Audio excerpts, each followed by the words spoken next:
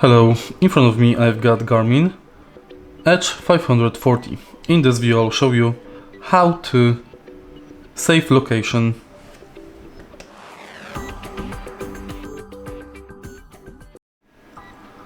In the beginning, let's go to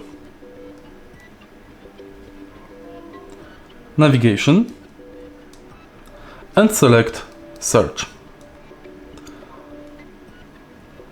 Select the location you would like to save. Save location, and it's done. Now you can manage it from this menu.